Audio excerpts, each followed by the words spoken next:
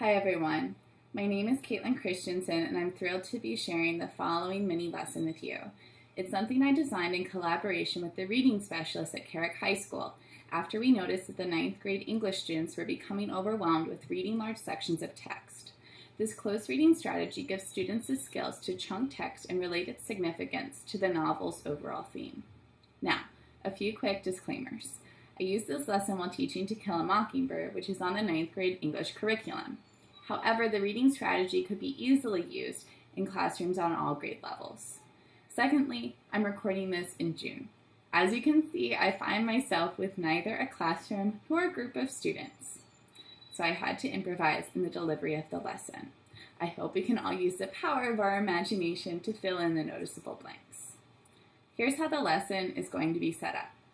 I will model a close read of a significant quote from Chapter 10 of To Kill a Mockingbird, which the students have already read.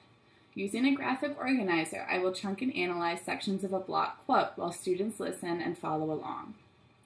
Then, students will analyze a second related quote in pairs, charting their interpretations on their own graphic organizers.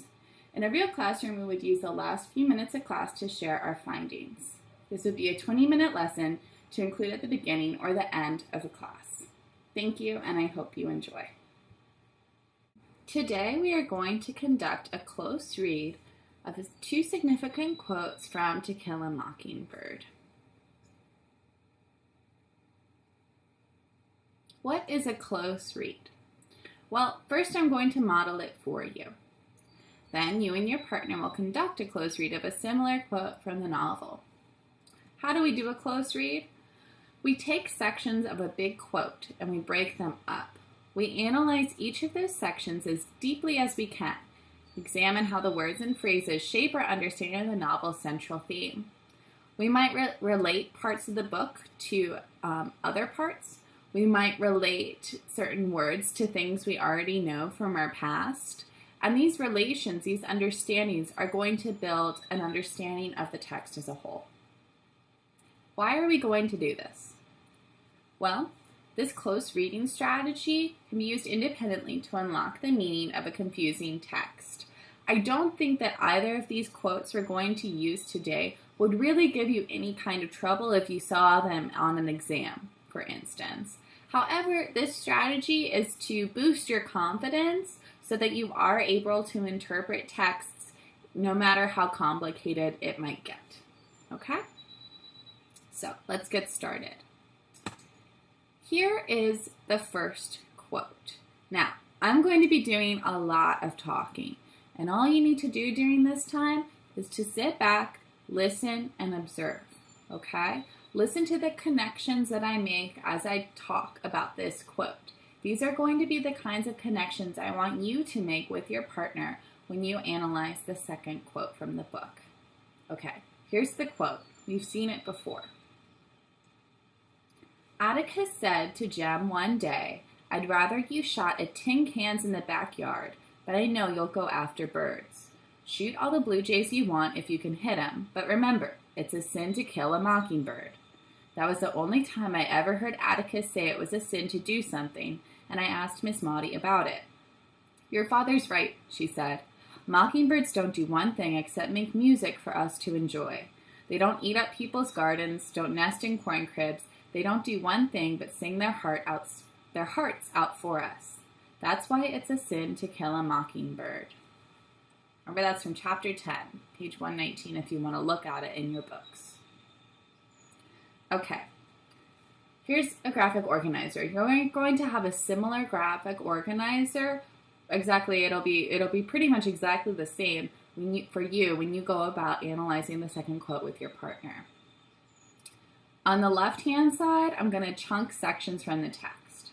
On the right, I'm going to make my interpretations about why I think these things are significant, what connections I'm making between them. So, why not start at the beginning? Atticus said to Jem one day, "I'd rather you shot at tin cans in the backyard, but I know you'll go after birds." Okay. So there's nothing really confusing about this, right? We understand what he's saying. but it does give us some valuable insight into Atticus's character. Here's the first insight I'm getting. Atticus speaks to his children as equals. We know this already, right? After all, Scout and Jem call him by his first name. Atticus isn't giving Jem a command here. He's simply expressing what he would rather Jem did. He's expressing a preference. He's not being bossy, okay? This is another way that we're seeing that Atticus is really an egalitarian and he treats everybody equally, no matter their social status. The second thing that I think is significant is that it reveals that Atticus understands his children. He understands why kids do the things they do. We saw this when Jem and Scout and Dill got in trouble when they were actually sneaking into Boo Radley's yard, but they said they were playing strip poker. Atticus wasn't too concerned about his kids playing strip poker, even though everybody else in the neighborhood was.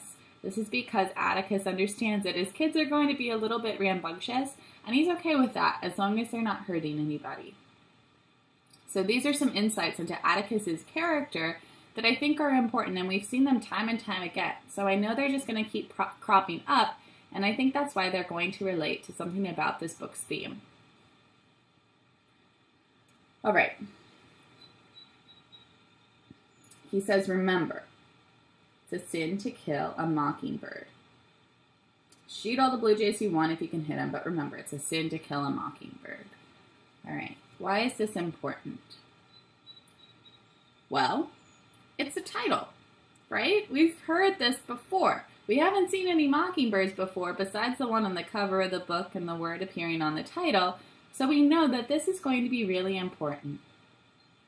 I'm also thinking about guns, okay? I'm thinking about the act of killing a bird by now. So killing a bird with a gun is easy. Birds are fragile. They fly into windows all the time and die. So it's easy to kill a bird with a gun. It's a way in which people are powerful, right? We have power over animals because we have this technology. Okay. So these are some associations I'm already making, and I'm barely 2 sentences into this quote. Third chunk. So Scout says, that was the only time I ever heard Atticus say it was a sin to do something, and I asked Miss Maudie about it. Okay, if this is the first time Atticus has ever said that something is a sin, that's out of character, right? Scout takes notice of it, and we as the readers kind of following along on our shoulder, we take notice of it too. This is pretty important. And we've seen that Scout often goes to Miss Maudie to interpret things about the adult world that she doesn't understand. Miss Maudie kind of breaks things down for her. So Miss Maudie's going to be breaking things down for Scout, and maybe what she says to Scout will also break down the symbol for us, the reader, the significance for us. Okay, so what does Miss Maudie say? She says, your father's right. Mockingbirds don't do one thing but make music for us to enjoy. Okay, what is this saying about the mockingbird? Mockingbirds, they relate to music. Music relates to pleasure and singing. Singing relates to happiness, joy again, and all of those things relate to innocence, right? People sing when they're happy. Innocent people are really happy, right? Now, if you're not quite getting this leap of logic, that's okay. I just need you to follow it along through the next sentence. Miss Maudie goes on to say, they don't eat up people's gardens, don't nest in corn cribs, they don't do one thing but sing their hearts out for us. That's why it's a sin to kill a mockingbird. Okay, she's saying that they don't do any harm to people. This is a Great Depression, remember? So eating up people's gardens, nesting in corn cribs, that would be taking food away from people when that's a really, the times are tough. So mockingbirds don't do that. All they do is help people, right? All they do is sing. And now we've seen this repetition 2 times. It's a sin to kill a mockingbird, right? Harper Lee is really driving something home to us. What on earth is she driving home?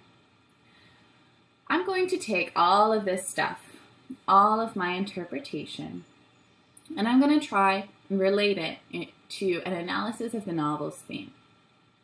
So this is what I get from breaking down my interpretation and kind of putting it into paragraph form. You ready? Here are my conclusions. Atticus is giving his children an important lesson. He's talking about mockingbirds, but as Atticus often does, he's not actually talking about the thing he's talking about, right? He's talking about mockingbirds, but he's also making this into an important life lesson. That's why he says, remember. That's why he's going out of character and relating this to religion, a sin, right? So Scout goes to Miss Maudie to break down its significance for her, and Miss Maudie explains that mockingbirds are a symbol of innocence. They don't do anything that could hurt people, right? They don't eat their food. All they do is bring people joy through their music. It would be easy for these kids to kill a bird with a gun, right? It wouldn't take anything. The bird would be gone. But Atticus wants his children to know that when you're a powerful person, it's your responsibility to protect innocent and beautiful things. In this case, that innocent and beautiful thing is a mockingbird, but the mockingbird is probably a symbol for innocence and goodness in general. So anything that is innocent and good in this book is going to be a quote-unquote mockingbird. What other innocent and good characters have we seen? Who might be a mockingbird? That's a question I want you to think about when you analyze the next quote in pairs. All right. So now it's your turn. Here are the steps you're going to follow. I want you to jot these down real quickly before you look at your quote.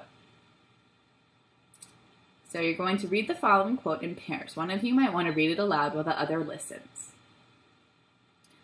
Then, on your graphic organizer, make note of anything significant, just like I did. On the left-hand side, note what you're analyzing, the section of the text that you're analyzing. And then on the right, make your association. So it might be to another place in the book. It might be something outside the text, a connection you make. You can, if you don't understand something, you can write it as a question. Anything that helps you unlock the meaning. We're just analyzing at this point. So you're looking for how your quote relates to the one that I modeled and how this quote relates to the novel's theme, okay? This quote is really going to build off of the mockingbird quote. I think it's going to be evident. Does everyone understand what we're doing? Are you ready to see your quote? Here it is. I'm going to read it aloud and then I'm going to turn you loose for the next 10 minutes or so. After that, we'll reconvene and share our interpretations, okay? So Atticus is going to be speaking to his children now, and he's going to say, the older you grow, the more of it you'll see. The one place where a man ought to get a square deal is in a courtroom, be he any color of the rainbow, but people have a way of carrying their resentments right into the jury box. As you grow older, you'll see white men cheat black men every day of your life. But let me tell you something, and don't you forget it. Whenever a white man does that to a black man, no matter who he is, how rich he is, or how fine a family he comes from, that white man is trash. So take 10 minutes with your partner and analyze as much of this quote as you can. I'll be circulating the room and checking with you as you do so. So in the last 10 minutes of class, while students read and discussed and analyzed that quote in pairs, I would circulate the room, listen in over their shoulder to check for understanding.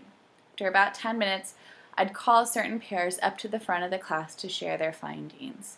During that time, I would make sure that we are relating the quote back to the novel's central theme, which is the responsibility of the powerful to protect the innocent and vulnerable. I would collect their graphic organizers as a formative assessment for the day. Thank you for taking the time to listen to this lesson. I hope that it was informative. I look forward to the opportunity to meet you in person and perhaps teach a lesson in person as well. I'm very excited at the opportunity to become a part of Propel's team. Thank you.